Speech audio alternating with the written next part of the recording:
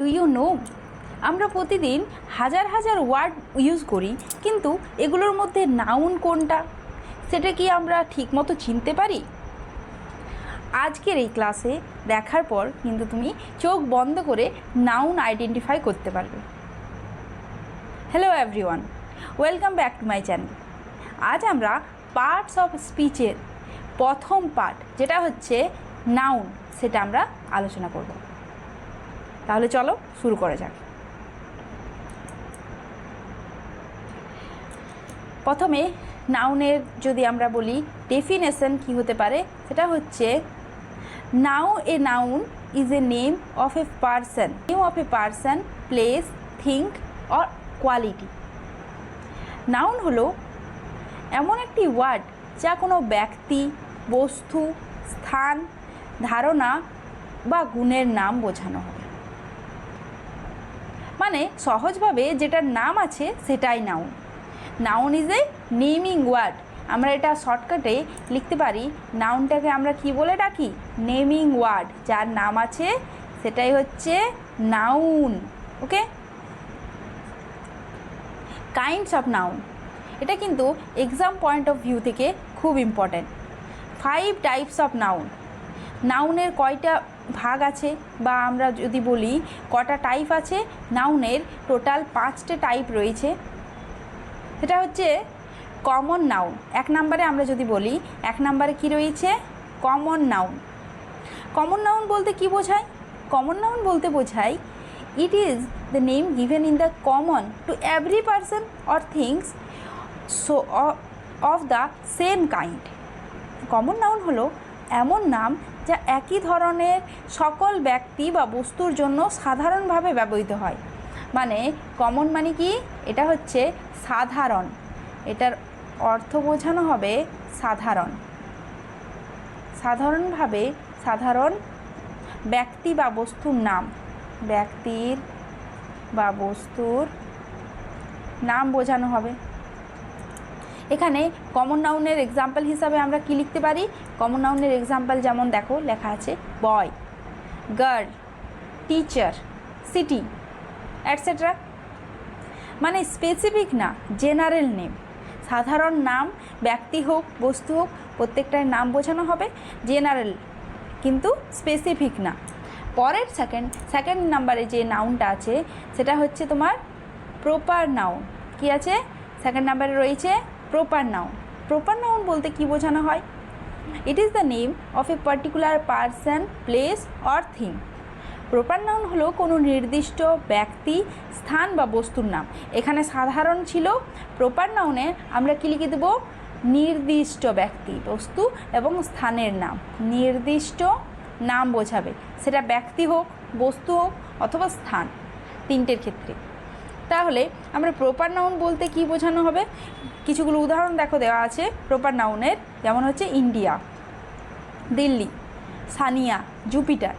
আরেকটা জিনিস মনে রাখবে যে প্রপার নাউনে সবসময় ফার্স্ট লেটারটা কিন্তু কি হয়? ক্যাপিটাল লেটার হয়। ফার্স্ট লেটারটা কি হয়? ক্যাপিটালে থাকে, ক্যাপিটাল হবে প্রপার নাউনের ক্ষেত্রে। থার্ড নাম্বার পয়েন্টে আমরা যেটা দেখব, collective noun. It is the name of a collection of person or things spoken as a whole. মানে কি? কালেকটিভ নাউন হলো এমন একটি নাম যা অনেকগুলো ব্যক্তি বা বস্তুকে একসাথে বোঝায়। কি বলেছে? অনেকগুলো ব্যক্তি অথবা বস্তুকে একসাথে বোঝায়।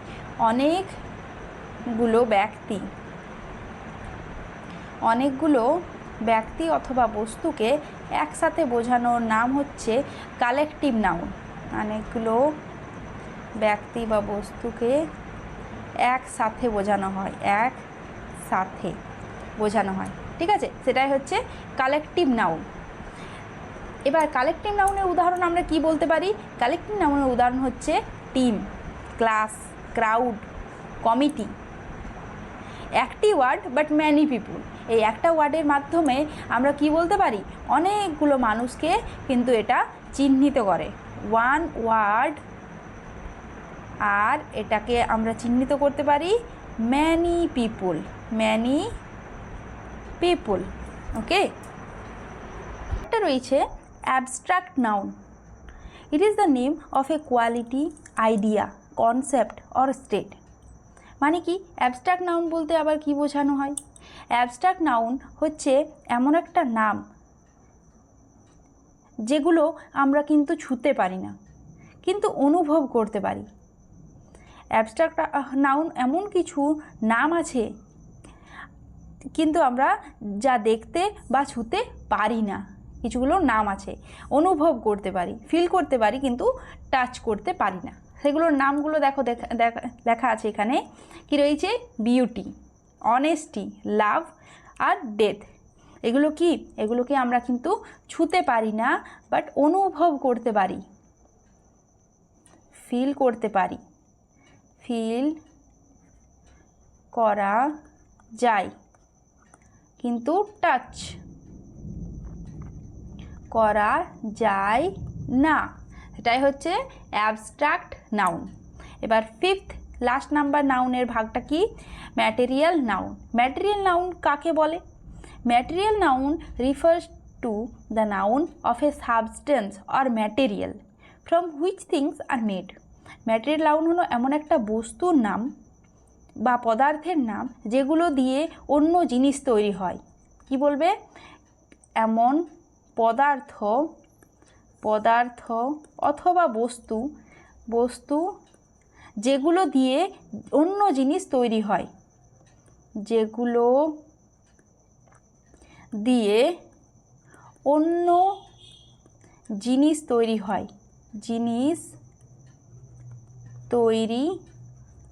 হয়, সেটাকে আমরা কি বলবো? Material noun. এবার ম্যাটেরিয়াল নাউনের দেখো উদাহরণ কি লেখা রয়েছে? গোল্ড, ওয়াটার, কোল, আয়রন, অ্যাটসেট্রা। এগুলো হচ্ছে 5টে ভাগ। এবার হচ্ছে নাম্বার অফ নাউন। কি বলা হচ্ছে? নাম্বার অফ নাউন মানে কি? আমরা বলতে পারি নাউনের যে বচন, বাংলাতে যেমন রয়েছে একবচন অথবা দ্বিবচন বা একবচন এবং বহু বচন, যেটা এটা ইংরেজিতেও রয়েছে সিঙ্গুলার অ্যান্ড প্লুরাল। সিঙ্গুলার রয়েছে এবং প্লুরাল রয়েছে। সিঙ্গুলার বলতে কি বোঝায়? সিঙ্গুলার বলতে বোঝায় ওয়ান, একটি, এর মাধ্যমে এক বচনকে বোঝানো হয়। আর প্লুরাল বলতে কি বোঝায়? একের বেশি, মানে হচ্ছে বহু বচন, মোর দ্যান ওয়ান। একের বেশি যখনই আমরা বলবো তখনই হচ্ছে প্লুরাল, এক বচন এবং বহু বচন। একের বেশি যখনই হবে তখন বহু বচন হবে। এবার কিছুগুলো রুল আছে। সাধারণত এক বচনের সঙ্গে এস অথবা ইএস এগুলোকে যোগ করে সিঙ্গুলার থেকে প্লুরাল করা হয়, কিন্তু সব রুল সেম না। যেমন এক্সেপশন রয়েছে বা আলাদা কিছু রুল আছে। অক্স থেকে হয়ে যায় অক্সেন, ঠিক আছে? আরও অনেক ধরনের রুল আছে, তো সেগুলো সব রুল কিন্তু এক না। কিছু কিছু ক্ষেত্রে এক বচন থেকে বহু বচন করার আলাদা রুল রয়েছে। এবার দেখো জেন্ডার ধরনের রয়েছে। এই নাউনের 3 ধরনের জেন্ডার রয়েছে। একটা হয়ে গেল তোমার মেসকুনাইন জেন্ডার, একটা হয়ে গেল ফেমিনাইন জেন্ডার, একটা হয়ে গেল নিউটার জেন্ডার। মেসকুনাইন জেন্ডার বলতে কি বোঝায়? পুংলিঙ্গ। বাংলাতে আমরা যেটা বলি পুংলিঙ্গ, মানে পুরুষ জাতিকে বোঝাবে। যেমন হচ্ছে বয় অথবা ম্যান, এগুলো পুংলিঙ্গ। তারপর হচ্ছে ফেমিনাইন, মানে হচ্ছে স্ত্রীলিঙ্গ। স্ত্রীলিঙ্গ মানে হচ্ছে এখানে আমরা স্ত্রী জাতিকে বোঝানো হবে। এটা হচ্ছে মেসকুনাইনটা মেলকে এবং ফেমিনাইনটা ফিমেলকে। নিউটারটা হচ্ছে নো জেন্ডার, এটার কোনো জেন্ডার থাকে না। এটাকে বাংলায় বলা হয় ক্লিবলিঙ্গ। ক্লিবলিঙ্গ যেমন হচ্ছে টেবিল, চেয়ার, এগুলো। গার্ল, ওম্যান, এটা হচ্ছে মেল, এটা হচ্ছে ফিমেল, আর এটা হচ্ছে নো জেন্ডার। ওকে, পরেরটা রয়েছে কেস অফ নাউন। কি রয়েছে? কেস অফ নাউন মানে কি? 4 ধরনের কেস রয়েছে এবং কেস ইন অ্যাপোজিশন। কেসের বাংলাটা হচ্ছে কারক, এটার মানেটা হচ্ছে কারক, কারক এখানে আমাদের নাউনের কয় ভাগে ভাগ করা যায়? কারককে এখানে 4টা ভাগে ভাগ করা যায়। একটা হচ্ছে সাবজাংটিভ অথবা নমিনেটিভ, নমিনেটিভ অথবা subjective case. When a noun is used as a subject of a verb, কি হিসেবে ব্যবহৃত হয়? সাবজেক্ট হিসাবে, used as a subject of A verb, তখন তাকে বলা হয় সাবজেক্টিভ মুড। যখন নাউন সেন্টেন্সের সাবজেক্ট হিসাবে কাজ করে, যেমন মোহন ইজ মাই ফ্রেন্ড, এটার আমরা বাংলা যদি করি তাহলে বলতে পারি এখানে কর্তা হিসাবে কাজ করছে। কি হিসাবে কাজ করছে? কর্তা হিসাবে। অর্থাৎ বাংলায় যদি করা হয় তাহলে হবে কর্তৃকারক, কর্তৃকারক, তাই না? মোহন, মোহনটা এখানে সাবজেক্ট এবং এটা হচ্ছে নাম, এক নাম। এটা প্রপার নাউন নাকি কমন নাউন? হ্যাঁ, প্রপার নাউন। প্রপার নাউন হচ্ছে মোহন, মোহন ইজ মাই ফ্রেন্ড। পরের সেকেন্ড নাম্বার যেটা হচ্ছে সেটা হচ্ছে অবজেক্টিভ অথবা accusative case. When a noun is used as the object of a verb, যখন নাউনটা কি হিসেবে ব্যবহৃত হচ্ছে বলো তো? অবজেক্ট হিসেবে ব্যবহৃত হয় কোনো সেন্টেন্সে, তখন সেটাকে বলা হয় objective case.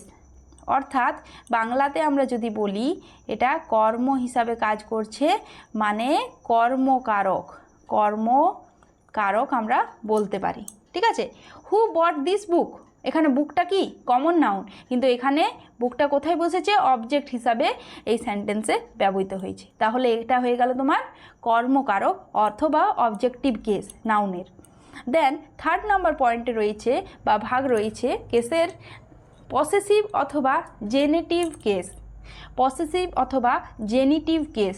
So ownership, it shows possession or ownership. এটি কি বোঝানো হয় বলো তো? মালিকানা বোঝানো হয়। একটা হয়ে গেল সাবজেক্ট, একটা হয়ে গেল অবজেক্ট। এখানে আমরা অধিকার কি দেখতে পাবো? অধিকার অথবা মালিকানা, মালিকানা এখানে বোঝানো হবে, অধিকার অথবা মালিকানা বোঝানো হবে। যেমন এখানে বলা হচ্ছে মোহনস বুক, কার বই? এটা মোহনের বই। অথবা রামস পেন, অথবা আমরা লিখতে পারি রামস পেন।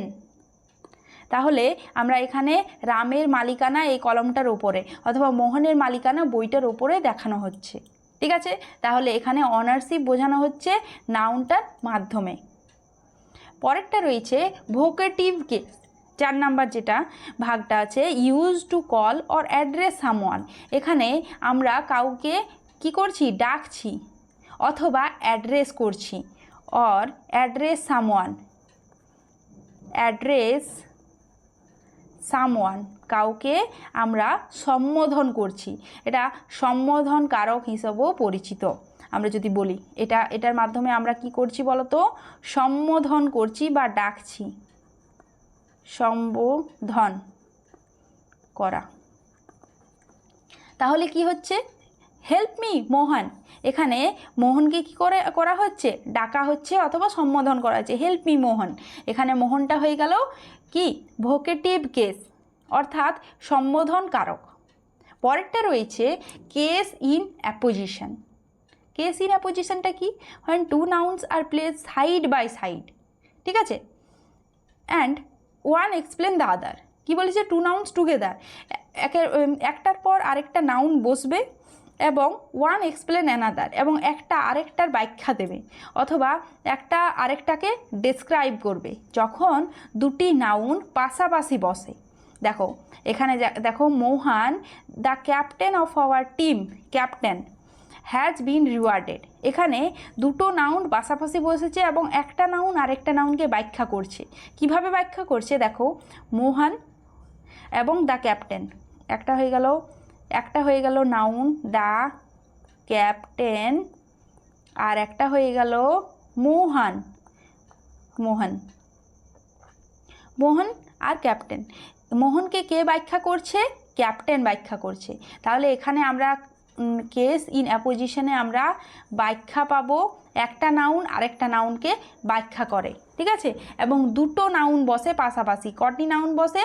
দুটো নাউন কিন্তু পাশাপাশি বসে। কি বসে? পাশাপাশি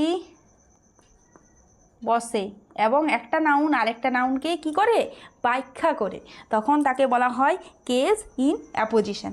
তাহলে এই গেল আমাদের কারক, 4টে ভাগ আর কেস ইন অ্যাপোজিশন। পরেরটা আরও 2টো ভাগ আছে যেটা কিন্তু আমাদের এক্সাম পয়েন্ট অফ ভিউ থেকে ইম্পর্টেন্ট, তাই জন্য আমি এটা লিখে দিলাম। কি আছে বলো তো? Countable and uncountable noun. ঠিক আছে, countable and uncountable noun. Countable noun বলতে কি বোঝানো হয়? ক্যান বি কাউন্টেড, যেটি গোনা যায়। কাউন্টেবল নাউন বলতে কি বোঝানো হয়? যেগুলো গোনা যায়, যেগুলো গোনা যায় তাকে বলা হয় কাউন্টেবল নাউন।